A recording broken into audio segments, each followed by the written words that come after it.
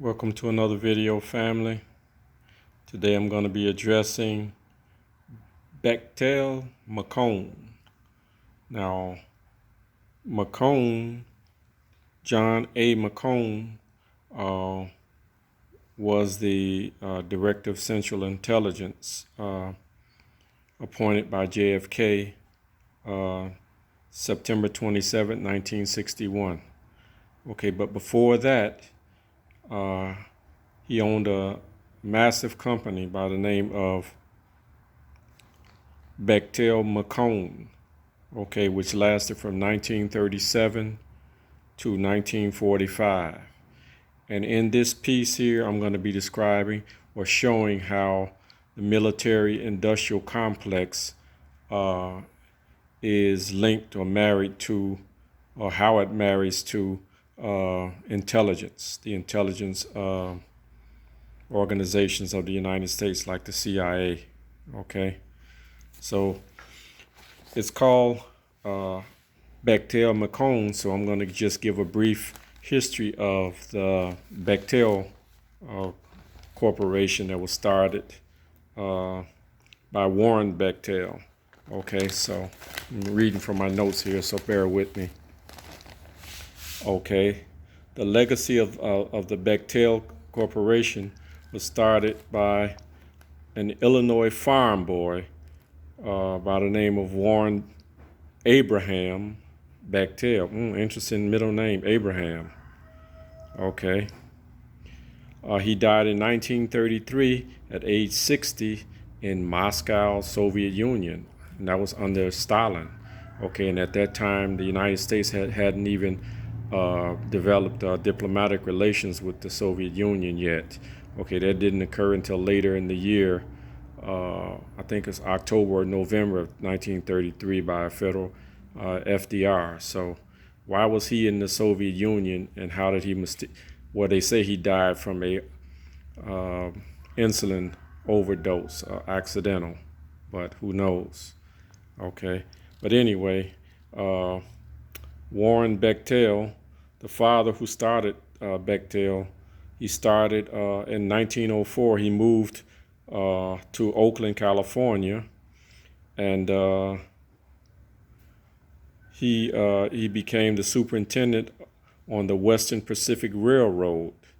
Okay, that was basically owned and ran by George J. Gould the First, a railroad baron. Okay, and Gould died in 1923. Okay, so in 1904 he became superintendent on the Western Pacific Railroad. Okay, and his earliest contract was grading the site of the California depot of the Western Pacific Railroad. Okay, also owned and controlled by the Gould family. Okay, over the next 20 years, Warren Bechtel were building railroads and highways, okay, and water tunnels. In 1925, Warren and his three sons, Warren Jr., Stephen, and Kenneth, and his brother Arthur, joined the incorporation under W.A. Bechtel Company. Okay, in 1926, their first major contract was to build the Bowman Lake Dam, okay, in Nevada County, California. Later, the Bechtel Corporation partnered with 5 other companies, calling themselves the Six Companies Incorporated. Was a joint construction companies, okay, to help engineer the Hoover Dam that was started in June 1931, where Kaiser, a friend of Bechtel, and Bechtel owned 30% of the 6 corporations. Okay, so they built Hoover Dam over the Colorado River, and then later they built the Parker Dam. They built a portion of the Grand Coulee Dam, and they built the Colorado River Aqueduct across the Mojave and Colorado deserts to urban Southern California. and they also built many other large projects. Okay, so that was just a quick history of Bechtel Corporation. Okay, but back to the corporation of Bechtel-McCone. Okay, so now I'm going to go into McCone, his personal history. Okay, he was born January 4th, 1902 in Los Angeles. He was of Scots-Irish descent. He was a devout Roman Catholic, and he studied engineering at UC Berkeley, where he met Stephen D. Bechtel, who became his future business partner. Okay, Stephen only stayed a year at UC Berkeley. Then he left to join the business with his father in Bechtel Corporation, where he was the president, the head from 1933, the year his father died, till 1960. Okay, so after McCone graduated from UC Berkeley, he found work at the Llewellyn Iron Works as a riveter, but by the age of 26, he was construction manager. 1931, McCone appointed sales manager for Consolidated Steel to a group of California who was in financial difficulty, but McCone sold 55 million tons of steel, to a group of California businessmen building the Boulder Dam, which became the Hoover Dam. That goes back to the Bechtel group. At that time was being led by Stephen D. Bechtel, who he went to UC Berkeley with. Okay. This group of businessmen included Henry J. Kaiser and Stephen D. Bechtel. Okay, in 1937, McCone left Consolidated Steel to join Bechtel and Kaiser. Initially, they established the Bechtel-McCone Corporation. Over the next few years, the three men formed several companies.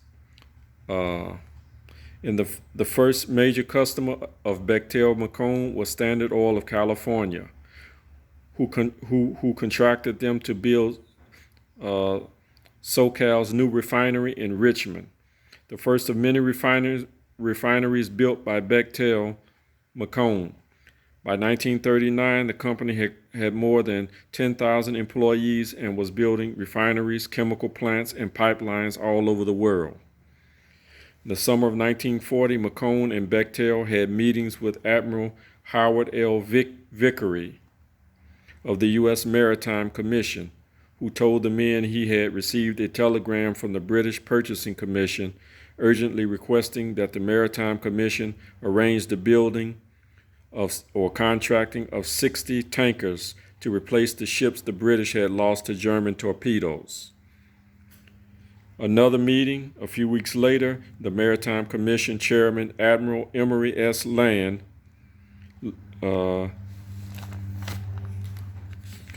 turning the page here. Land told Bechtel and McCone that besides building ships for the British, they would have to build them for the Americans too. Okay. So, not merely tankers, but Liberty and Victory cargo ships, troop transports, the whole making of a merchant navy. Thousands of vessels would be needed as America was headed to war. Okay, so this is what he was predicting, that America was heading into war, and this was before the war actually started. So what did he know that other people didn't know? Okay, because the U.S. didn't enter World War II until the Japanese bombed the American fleet in Pearl Harbor in Hawaii on December 7, 1941. But this meeting happened way before then. Okay. As a result of these two meetings in 1940, Bechtel-McCone and Kaiser built shipyards at Richmond and Sausalito. Operation Cow Ship included Kaiser Company, who built 78 ships, Kaiser's Swan Island, who built 140 ships, and Kaiser Vancouver, who built 118 ships. Within a year, Cal Ship was employing over 42,000 workers at its shipyards. Okay, and this was only 1 month after the Japanese attacked Pearl Harbor. Okay. The Maritime Commission awarded Cal Ship's first shipbuilding contract 1 month after the bombing of Pearl Harbor. In 1942, McCone Bechtel obtained a contract from the War Department to build aircraft at Willow Run in Alabama. The War Department was to pay all costs plus 5% every 6 months to McCone Bechtel. A 300-acre factory was built and 8,000 employees hired to staff it. However, no aircraft were built and employees were paid for doing absolutely nothing. As a matter of fact, a whistleblower, a local man, filed suit against Bechtel-McCone in federal district court on 31st of July 1943, but the judge dismissed the case. Okay. Now we'll go to the Canoe project that was started by Lieutenant General Brehan Somerville. He awarded a war contract to Bechtel-McCone to build a 1,200-mile oil pipeline. Okay, and Bechtel-McCone was guaranteed 100% profit on the project. $35 million for the project came from a massive war appropriations bill passed by U.S. Congress in April 1942. After working on it for 1 year, the cost had ballooned over $100 million, and it was finished in May 1945. They used wrong-sized pipes, and to pump the oil, it cost $150 per barrel instead of the $5 a barrel estimate.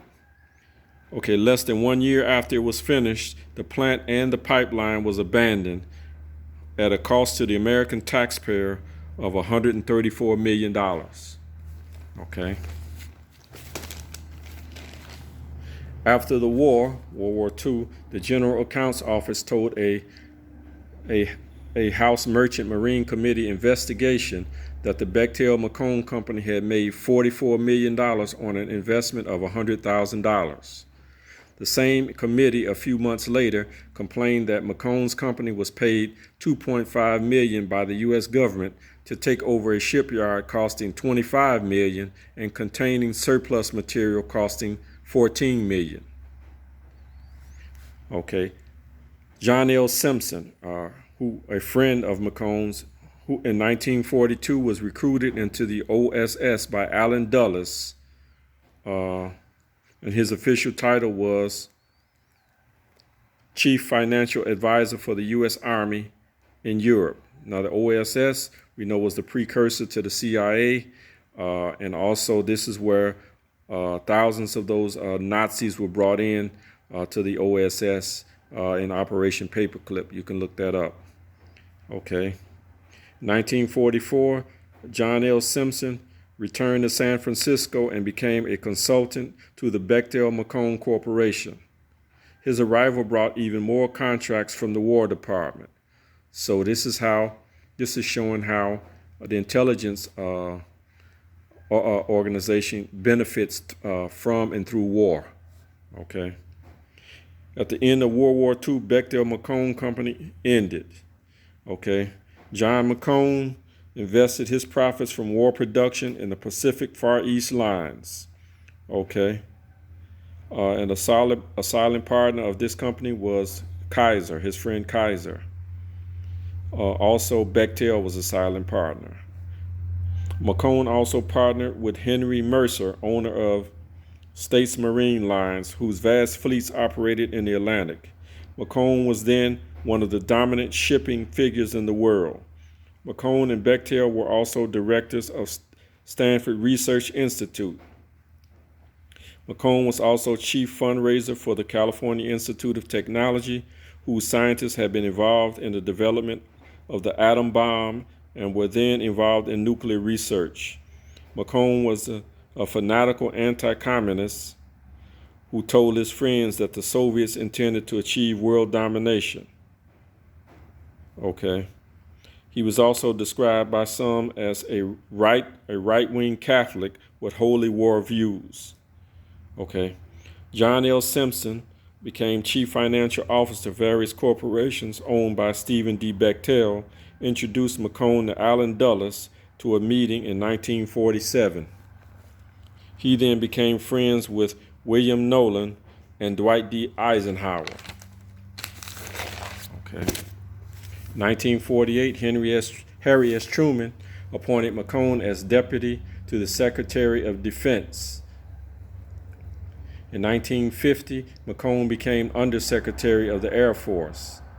While in these posts, McCone gave contracts to Standard Oil and Kaiser Aluminum, two companies in which he had financial connections. McCone was an ardent Cold War warrior, and in 1956, he attacked suggestions that the U.S. should impose a nuclear test ban. He was a strong supporter of Dwight D. Eisenhower, and in 1958, when President Eisenhower rewarded McCone by appointing him chairman of the Atomic Energy Commission. After the failure of the Bay of Pigs, JFK sacked Allen Dulles as DCI, or head of Central Intelligence, and under pressure from right-wingers in the intelligence community, Kennedy appointed McCone as the new DCI, or Director of CIA.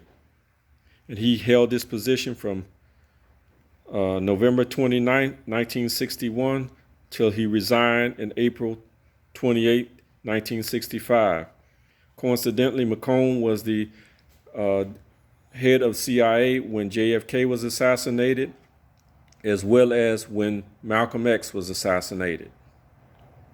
Okay.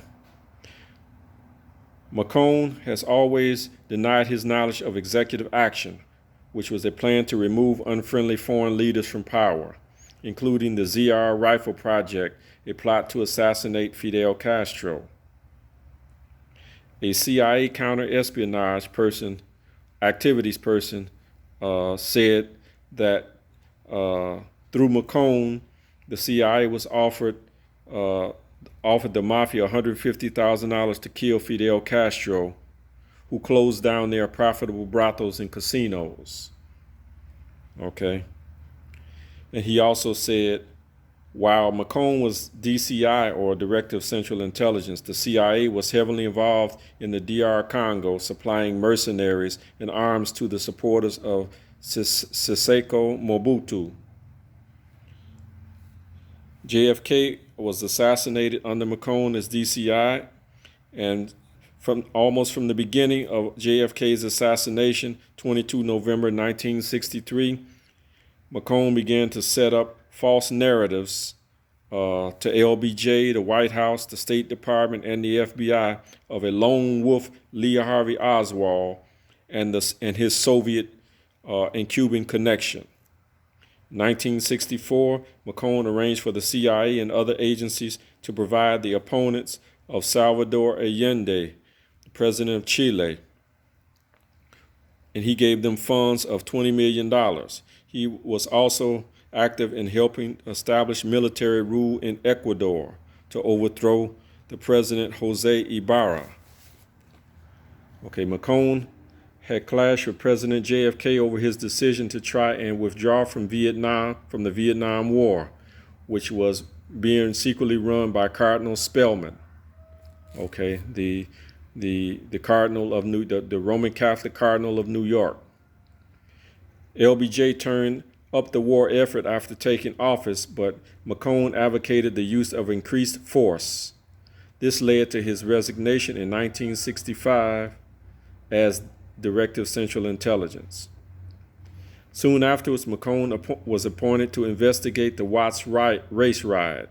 The McCone Commission report, published December 1965, said it was not well received, as it failed to totally make any findings concerning the existence or non-existence of police malpractices. McCone became a director of ITT, and he did consultancy work with the CIA. In 1970, McCone met with Henry Kissinger and CIA Director Richard Helms, whom he tried to persuade to accept $100 million in order to prevent the election of Salvador Allende in Chile. The offer was supposedly refused by Helms, but $350,000 did pass from ITT to Allende's opponents with CIA assistance, also using ITT dirty tricks in the campaign in Chile. In his retirement, McCone was also director of Pacific Mutual Life Insurance, United California Bank, Standard Oil of California, and Western Bank Corporation. McCone also helped to establish a Committee on the Present Danger, a pressure group that campaigned against cuts in military spending. John Alex McCone died on February 14, 1991, aged 89. Okay, so that's the story of John McCone, and stay tuned for the next video where I'm going to be going even deeper into intelligence or operatives, and also how they link to certain lawyers, attorneys companies. Okay, and that's going to be Sullivan and Cromwell, who was instrumental in the establishment of the Republic of Panama in Central America. Okay, until then, stay tuned for the next video. Have a nice day.